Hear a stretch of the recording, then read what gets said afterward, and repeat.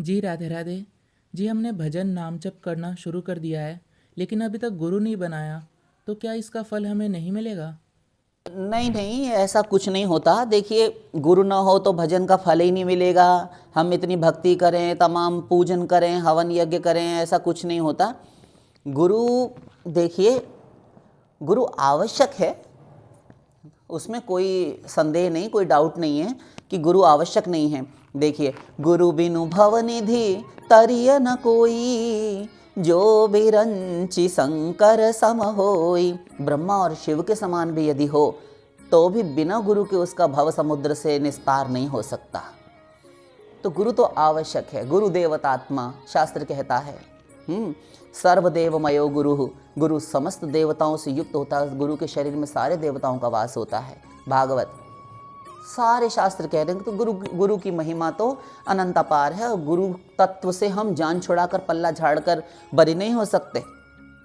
किंतु ये कहना गलत है, बिल्कुल गलत है, सरासर गलत है कि हमें अब तक गुरु यदि नहीं मिला तो अब तक हमने पूजन किया, भजन किया, नाम आदि किया, तो वो सब व्यर्थ चला जाएगा। ये किसने कहा आपसे?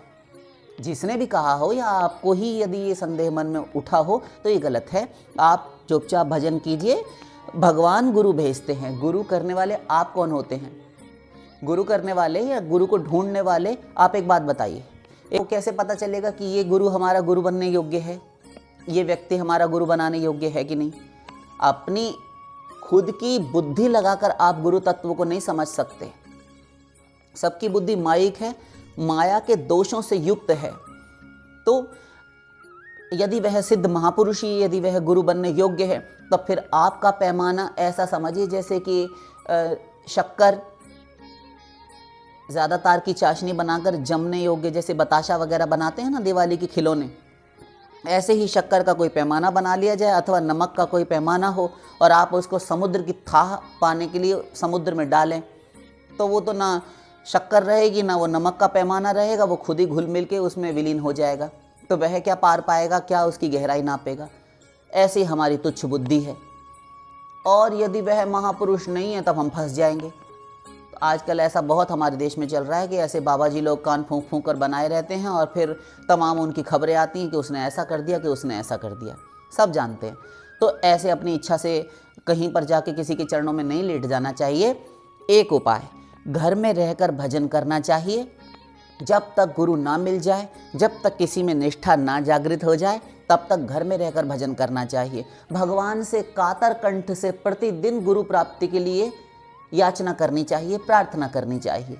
और हम तो कह रहे हैं प्रार्थना भी नहीं करनी चाहिए, क्योंकि हमारे धन्ना जाट हो गए हैं। गुरु प्राप्ति के लिए उन्होंने कोई प्रयत्न नहीं किया था। वे बस चुपचाप अपना भजन करते थे और अपने खेतों में हल चलाते थे, सब कुछ करते थे। भगवान स्वयं भक्ति के वश होकर, उनकी भक्ति के वश होकर आ गए, और भगवान ने ही उनको गुरु से मिला दिया, अपने आप मिला दिया। तो ये सारा संयोग पीछे से बन जाता है। कब किसको किस गुरु से मिलाना है, किसके योग्य कौन सा गुरु है, आपके संस्कार अलग होंगे, आपका भाव अलग होगा, आपके भाव के अनुसार आपको गुरु से भेंट कराई जाएगी। ऐसा नहीं है। देखिए, अनेकों प्रकार के गुरु होते हैं। आप ज्ञान मार्गीय हैं तो आपको शंकराचार्य जी वाला चाहिए गुरु, ऐसा ज्ञान मार्गीय गुरु, निर्विशेषवादी। और आप कर्म धर्म में ही निष्ठा रखने वाले हैं, कर्म शाखा से चलने वाले हैं, तब आपके लिए वैसा गुरु है। और आप भक्ति मार्गी हैं तो भक्ति मार्ग में तो तमाम सारे गुरु होते हैं। कैसे? उसमें एक शांत भाव वाला है जो ऐश्वर्य उपासक है भगवान का, वो भगवान को भगवान परम तत्व मानकर, चतुर्भुज नारायण रूप में लक्ष्मीपति मानकर उपासना करता है। तो आपको नारायण उपासक भगवान से मिलाया जाएगा। और एक दास्य भाव वाला है, तब आपको दास्य भाव वाले गुरु से मिलाया जाएगा, कि आपके गुरु की निष्ठा भगवान में दास्य भाव वाली हो। तब वह आपको अपना शिष्य बनाएगा, तब आपको भगवान की दास्य भक्ति कैसे की जानी चाहिए इसकी दीक्षा देगा। ऐसे ही सख्य भाव वाले होंगे तो आपको ग्वारिया बाबा मिल जाएंगे, या कोई और सखा भाव वाले मिल जाएंगे। वात्सल्य भाव वाले, कि वात्सल्य अपने पुत्र समझकर भगवान को अपने बेटे के समान लाड़ लड़ाने वाले गुरु मिल जाएंगे। जैसे हमारे वल्लभाचार्य जी पुष्टि मार्गीय, तो लाड़ लड़ाने वाले ठाकुर जी को, खिलौनों से खिलाने वाले, अपने लल्ला की साथ संभाल करने वाले यशोदा मैया के भाव के अनुगत होकर। ऐसे ही माधुर्य भाव वाले, गोपी भाव की उपासना वाले संत मिलेंगे। तो उसमें ये नहीं है कि आप दास्य भाव वाले तो गोपी भाव वाला गुरु मिल जाए तो गड़बड़ हो जाएगी। ये संभव है कि गोपी भाव वाला अपने से नीचे के सारे भावों को अपना ले क्योंकि वो परम श्रेष्ठ है। किंतु यदि आप गोपी भाव वाले हैं और आप दास्य भाव वाले के पास जाते हैं, तब आपको फिलॉसफी समझ में नहीं आएगी, आप वहाँ से भाग खड़े होंगे, अपराध बन जाएगा। तो हम कहने का हमारा ये तात्पर्य है कि अपनी इच्छा से नहीं होता, भगवान स्वयं देख लेंगे आप, क्योंकि वो तो आपके भाव, आपकी भक्ति को नोट कर रहे हैं ना भीतर बैठकर कि आप किस भाव से उनको भज रहे हैं। तो वो खुद गुरु की व्यवस्था करके आपको लाकर दे देते हैं कि ये गुरु तुम्हारे योग्य है और इनके अनुसार तुम चलो। तो अपनी खुद की कमाई से, खुद के ढूंढने से, खुद के यत्न प्रयत्न से गुरु नहीं मिलता। वास्तविक गुरु भगवान भेजते हैं। और ध्यान दीजिए, जब भगवान भेजते हैं तब फिर हमें सही सदगुरु की प्राप्ति होती है। उससे पहले आप किसी ऐरे गहरे ढोंगी ढकोसला करने वाले के चक्कर में पड़ जाएंगे और फिर बाद में आप मारे जाएंगे चौड़े में। इसलिए कहते हैं गुरु कीजिए जान के और पानी पीजिए छान के। हमने आपसे प्रश्न किया था कि जो हम बिना गुरु के भक्ति उपासना पूजा पाठ नाम जप कीर्तन इत्यादि कर रहे हैं, उसका फल हमको क्या नहीं मिलेगा? हाँ, तो वही हम बता रहे हैं, ऐसा नहीं होता। आप एक बात बताइए, सारे के सारे जो पाप कर रहे हैं, पुण्य कर रहे हैं तो और मिश्रित कर रहे हैं, तो पुण्य करने से, धर्म के कार्य करने से आपको स्वर्ग मिलता है, सात्विक लोक।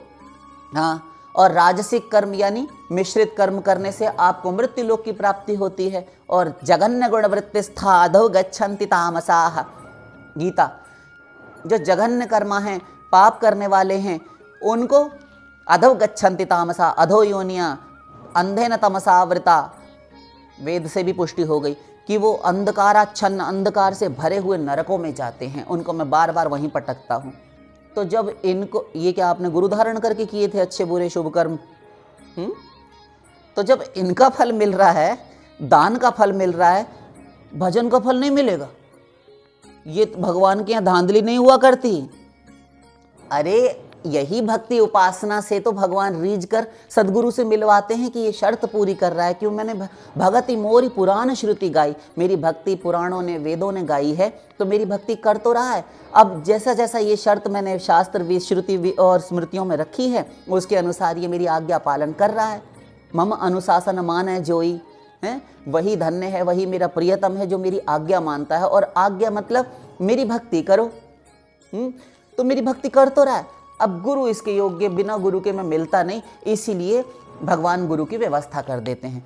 तो वो भजन पिछला वाला सारा उसमें ऐड होकर और साथ साथ गुरु के द्वारा जो प्राप्त होना वो सब, अर्थात भगवत दर्शन इत्यादि गुरु कराता है।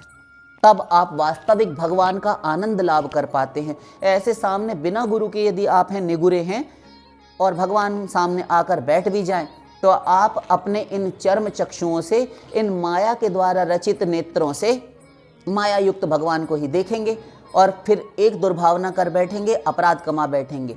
वो क्या? कि ये ही भगवान है, इससे तो हमारा बेटा अधिक सुंदर है, पड़ोसन का बेटा भी बहुत अच्छा लगता है इसके आगे, लीजिए। तो ये हाल होगा। तो गुरु भगवत दर्शन, माया निवृत्ति इत्यादि कराता है, परमानंद प्राप्ति कराने में सहायक होता है। उससे पूर्व का भजन तो आपको गुरु से मिलवाने के लिए होता है। गुरु भगवान भेजते हैं, अपनी कमाई से किसी को गुरु नहीं मिलता, भगवान नहीं मिलते। तो भजन का फल अवश्य मिलेगा, अवश्य मिलेगा, करते रहिए। शेष फिर